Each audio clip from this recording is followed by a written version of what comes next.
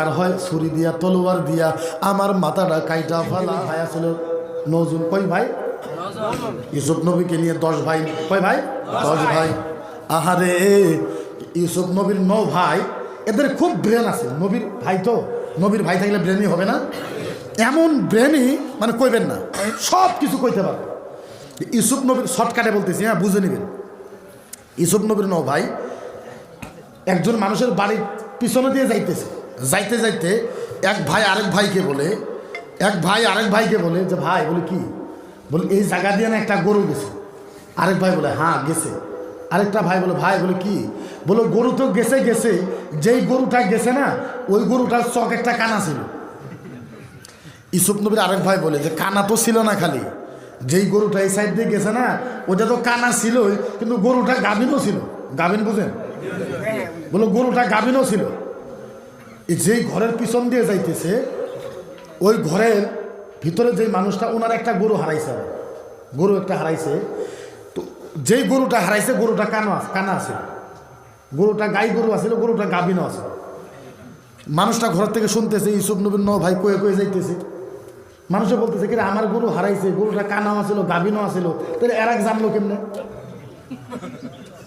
ঘর থেকে মানুষ বাইরে যায় দাঁড়াও বলে কেন বলে তোমরা কে বলে আমরা ইউসুফ নবীর 9 ভাই বলে গরু দাও বলে কিসের গরু বলে আমার গরু হারাইছে তোমরা চুরি করেছো ইউসুফ নবীর 9 ভাই বলে আমরা নবীর ছেলে নবীর ভাই আমরা গরু চুরি করবো নাকি বলে কেন তুমি বললা না তুমি বলছো না বলে এইখান দিয়ে একটা গরু গেছে বলে হ্যাঁ বলছি বলে তুমি বলছো না গরুটা কানা ছিল বলে বলছি বলে তুমি বলছো না গরুটা গাভিন ছিল বলে বলছি বলে তাহলে সব বলছো আমার যেইটা গরু হারাইছে গরুটা গাই গরু গরুটা কানা ছিল গরুটাও গাভিন ছিল দাও গরু না দেয় না বলে না আমরা এমনিই বলছি বলে না গরু দাও এবার ইউসুফ ভাইয়ের 9 ভাইও মানে না গরুওয়ালাও মানে না যাইতে দেয় না এই ইউসুফ নবীর 9 ভাইকে ডাইকা নিয়ে বাদশার বাড়িতে গেছে বিচার দিছে বাদশাকে বলছে বাদশা এরা আমার গরু চুরি করছে বাদশা বলে কি কথা বলে নবীর ভাইরা ওই গরু চুরি করছে বলে হ্যাঁ ঘটনাখানি বলছে তখন বাদশা বলছে হ্যাঁ তাহলে তো গরু আপনারাই নিয়েছেন বলে না দেখেন আমরা যে বলছিলাম যে গরু বলে এই যে দেখেন আমরা এই জন্যই বলছিলাম এইদিকে একটা গরু গেছে এই যে গরুর পাড়া দাগ এই গরুর পাড়ার দাগ দেখে আমরা বলছি যে একটা গরু গেছে বলে ঠিক আছে মানলাম তোমরা যে বলছিলা যে গরুটা কানা ছিল এই কথা তোমরা কেমনে বললাম তখন ইউসুফ নবীর 9 ভাই বলল যে দেখেন এক সাইড দিয়ে ঘাস খাইতে খেতে গেছে তো গরু একটা যদি এক জায়গা দিয়ে যায় এক সাইডে তো ঘাস খাবে না খাইলে 2 সাইড দিয়েই খাবে তখন আমরা 9 ভাই আইডিয়া করছি এত ব্রেন আমরা আইডিয়া করেছি যে যেই গরুটা গেছিলেন এক সাইড দিয়ে খাই তো গরুটা নিশ্চয়ই কানা ছিল যার জন্য বলছি তো গরুটা কানা ছিল বলে আচ্ছা ঠিক আছে মানলাম তুমি তো বলছিলে তো গরুটা গাভিন ছিল এটা কেমনে বললাম বলে দেখেন এই যে গরুর পাড়ার দাগ সামনের 2টা পাড়ার দাগ দেখেন কম ডাবছে পিছনের পাড়া 2টা একটু বেশি ডাবছে এই পিছনের পাড়ার 2টা দাগ দেখে তখন আমরা মনে মনে চিন্তা করলাম পিছনের পাওটা যেহেতু বেশি ডাবছে গরুটা গাভিন ছিল পেটে বাচ্চা ছিল যার জন্য বলছি গরুটা গাভিন ছিল এইটা বলছি বাদশাহ বলে তোমাদের কথাও তো ঠিক চলো আমার বাড়িতে যাই বাদশাহ বললো আহারে আমি যদিও বাদশাহ তোমরা নবীর ভাই আমাদের গ্রামে আসছো চলো আমার বাড়িতে যাই আমার বাড়িতে না খাই আমি যাইতে দেবো না যেহেতু নবীর বংশ বাদশাহ আদর করে সুন্দর করে বাড়িতে নিয়ে গেছে বিবিকে বলছে বিবি আজকে তুমি নিজে রুটি বানাইবা বলে কেন বলে আজকে নবীর ছেলেরা আমার বাড়িতে আসছে নবীর ভাইরা আমার বাড়িতে আসছে নবীর ভাইরা আমার বাড়িতে আসছে দাও ঠিক আছে এইবার সুন্দর করে বসতে দিছে এইবার বাদশার বিবি বাদশার তো অনেক নকর আছে কামলা আছে না মহারানী বাদশার বউ মহারানীর তো অনেক দাসী আছে কোনো দাসীয়ে রুটি বানাই নাই বেগমে বানাইছে রানিয়ে বানাইছে এইবার রুটি আইনা ইউসুফ নবীর 9 ভাইকে রুটি দেয় ভাইয়েরা রুটি খায় এক ভাই রুটি খায় আরেক ভাই কয় বলে ভাই বলে কি বলে একটা কথা বলে কি কথা বলে যেই মহিলাটা বলে হ্যাঁ বলে যেই মহিলাটা এই রুটি বানাইছে না বলে হ বলে ওই মহিলাটার মাসিক বেমার হয়েছে রুটি খায় আর বলে যে মহিলাটা রুটি বানাইছে ওনার কিবা বেমার আছে আরে ভাই মনে মনে কো বাদশার বাড়ি এটা মনে মনে কো এই কথা বাদশার কানে গেছে বাদশা বলে বলছে কি এরা গরু গাভিনের কথা বললো কানার কথা বললো সেইটা না আমার বাড়িতে রুটি খায়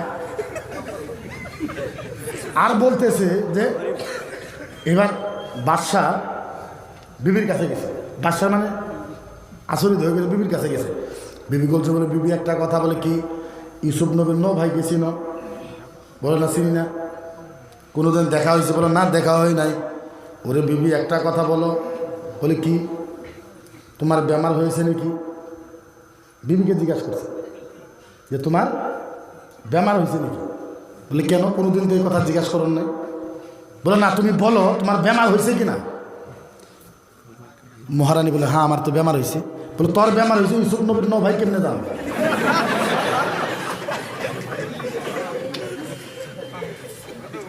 হ্যাঁ, তোমার যে বেমার হয়েছে এই কথা ইউসুফ নবীর ন ভাই কেমনে দিল? নিশ্চয় তোদের সাথে কিবা আছে। বাদশাহ আবার দরও করে কি নবীর বিষয়ে এরকম বলবো। বাদশাহ এবার ইউসুফ নবীর ন ভাইয়ের কাছে গেছে। ওরে ইউসুফ নবীর ন ভাই, আমি এই কথা জিজ্ঞাসা করবো না যে কথা কে রে বললেন বেমার হয়েছে না নাই, বেমারের কথা তো আমি জানি। ও ইউসুফ নবীর ন ভাই, বলেন বলেন আমার বিবিকে কি চিনেন? বলে না, চিনি না। আমার বিবির সাথে দেখা হয়েছে? কোনোদিন দেখা হয় নাই। তাহলে আমার বিবির বেমার হয়েছে এই কথা আপনারা কেমনে জানলেন? ইউসুফ নবীর ন ভাই বলে, বাদশাহ আমরা নবীর ভাই, আমরা তৌরির জব্বর কিতাবে পড়েছি যেই মহিলার বেমার হবে, যেই মহিলার বেমার হবে ওই মহিলা রুটি রুটি বানায়, চারদিক দিয়ে কাঁচা থাকবে, মাঝের এখানে পোড়া যাবে। যে দেখো রুটি মাঝে পোড়া, চারের মধ্যে কাঁচা আছে। যার জন্য রুটি খাইছি আর আমরা গম পেয়েছি। তৌরির জবরের কিতাব মনে পড়ে গেছে যে তোমার বিবির নিশ্চয় বেমার হয়েছে, আইডিয়া করে বলছি। বাদশাহ আরো দিবানা হয়ে গেছে। এইবার বাদশাহ বলছে যে একটু ভাত বানানো হয়েছে, গোস্ত দিয়ে একটু ভাত বানানি হয়েছে, আপনি খান। বলে ঠিক আছে। ইউসুফ নবীর ন ভাইকে ভাত দিছে, এবার ভাত খাইতেছে। আর বাদশাহ বলছে, ও নবীর ভাইয়েরা, আমার একটা বড় মিটিং আছে, আমারও খিদা লেগেছে, আমিও বাড়ির ভিতরে যাই, খানা খাই। আপনারা এই জায়গাতে খান, আমি বাড়ির ভিতরে খাই। এইবার বাদশাহ গেছে, বাড়িতে যায় সিংহাসনে বসে গোস্ত দিয়ে, কলিজা দিয়ে, পোলাও দিয়ে বাদশাহ খাইতেছে ঘরের ভিতরে। আর ইউসুফ নবীর ন ভাইকে বারিন্দাতে বসায় রাখছে। ইউসুফ নবীর ন ভাইকে বারিন্দাতে বসায় রাখছে, আর বাদশাহ ভিতরে যায় সিংহাসনে খাইতেছে। ইউসুফ নবীর ন ভাই এই ভাত খায় আর গল্প করে। ভাই বলে কি একটা কথা? বলে কি কথা? বলে ভাই একটা কথা। বলে কি কথা? বলে ভাই বাদশাহ না? বলে হ্যাঁ। বলে এই বাদশাহ না? বলে হ্যাঁ। কি হয়েছে? বলে এই বাদশাহ না জন্মের দোষ আছে। বলে এই বাদশার জন্মের দোষ। আর বলে এই বলছো যা বলছস আর বলে। ইউসুফ নবীর আরেক ভাই কি বলি না আসলেও জন্মের দোষ আছে। তার বড় ভাই আরো জোরে বলছে, আসলেও এই বাদশার জন্মের দোষ আছে। এই কথা যখন বলছে, বাদশাহ খানা চানা ফেলাইয়া, প্লাউ চালাও ফেলায় দারোয়ানারে বলছে, দাঁড়াগা গেট বন্ধ কর, নবীর ভাইয়ের সাথে কি হয়েছে যাইতে দেবো না, আজকে বন্ধ কর। দারোয়ান যায় দরজা বন্ধ করছে। এইবার রাজা বলছে, বাদশাহ বলছে, যাই কিছু করো, গরুর কথা কইছো মানছি, বিবির বেমারের কথা কইছো মানছি, আমার জন্মের দোষ যদি দেখায় দিতে না পারো একটাতেও যাইতে দিমু না। ইউসুফ নবীর ন ভাই বলে, বেশি কথা কয়েস না, আগের দুইটা কিন্তু সত্য হয়েছে, মনে হয় চিন্তা করিস। বাদশা একটু জোর দেয়, আবার ভয়ও করে, কিন্তু আগের তো দুটো সত্য হয়েছে। এইটা আবার কি হয়, বাদশার কিন্তু মন সন্দেহ, না হইতেই পারে না, আমি বাদশাহ আমার জন্মের দোষ হবে, এটা কি মন কথা, না হইতে পারে না। বাদশাহ বলছে না। ইউসুফ নবীর ন ভাই বলছে, বাদশাহ আগেই অত তুমি লাফাইও না, আগেই তুমি অত পাওয়ার দেখাইও না। বাদশাহ যা যা যা যা যা, ও বাদশাহ রে তোর মারে যাই জিজ্ঞাস কর। বাদশাহ এবার মৌসুমে মার কাছে গেছে, মা দাঁড়াও। মা ডরাই গেছে, কি হয়েছে? মা একটা কথা বলো। কি কথা? মা বলো তো, হাসা করে বলবা, সত্য করে বলবা। বলে বাবা কি হয়েছে বল। মা গো মা বলো বলো, আমার কি জন্মের দোষ আছে নাকি? মা বল, দেখ কি কথা বলস তুই, বাদশা তোর কেন জন্মের দোষ থাকবে, দেশটা তুমি চালাও। বলে মা ভালো মতন কও। বলে কেন? বলে যারা কথা বলছে ওরাও কিন্তু কম না, আমি কিন্তু আগে দুইটা ট্রাই করেছি। মা বলো বলো বলো বলো বলো, আমার কি জন্মের দোষ আছে? মা বলছে না, হইতেই পারে না, 100% না। বলো ফাইনাল, বলে হ্যাঁ ফাইনাল যাও, তোমার কোনো জন্মের দোষ নাই। এবার বাদশা আইতেছে কনফিডেন্ট হয়ে, মা বলতেছে বাবা ওরে বাদশা একটা কথা বলে কি, যারা বলছে বলো বলো তাদের নাম কি, তারা কেরা? বলছে মা অন্য মানুষ হলে আমি আপনার কাছে জিজ্ঞাসা করতাম না, ওদের গলাটা ওড়াই দিতাম, মাথাটা ওড়াই দিতাম। মাগো মা যারাই কথা বলেছে, যারা বলেছে আমার জন্মের দোষ আছে, ওগো মা ওরা হয়েছে ইউসুফ নবীর নৌ ভাই। এই কথা মা শোনার সাথে সাথে চোখের পানি আইসা গেছে, মা হু হু হু হু করে কাঁদে। বাদশা বলে মা কি হয়েছে? মা কথা কয় না। বাদশা বলে মা কি হয়েছে? মা কোনো কথা বলে না।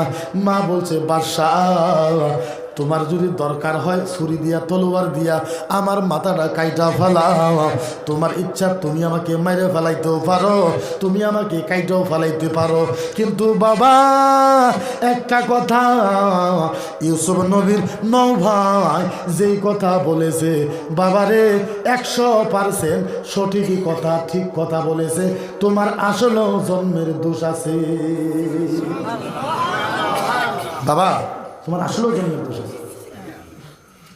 বাদশা আর কিছু বললেন না। বাদশা এবার ইউসুফ নবীর নৌ ভাইয়ের কাছে গেলেন। ইউসুফ নবীর নৌ ভাইয়ের বলে যায় কান্দে, ইউসুফ নবীর নৌ ভাইয়ের বলে যায় কান্দে, দুই চোখের পানি বাদশা সাইরা দিছে ইউসুফ নবী। ওই ইউসুফ নবীর নৌ ভাই আমি আপনাকে এই কথা বলবো না যে আমার জন্মের দোষ কেমন করেছিলেন, যে আমার দিকে দেখেন না, যারা কি বলে বলতে দেন।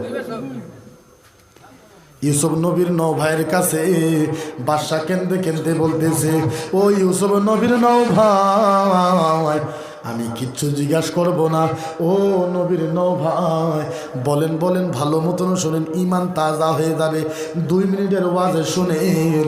এইবার বাদশা বলছে আমার জন্মের দোষ আছে, এইটা তো আমি গম পাইলাম, কিন্তু আপনারা কেমনে জানলেন আমার জন্মের দোষ আছে?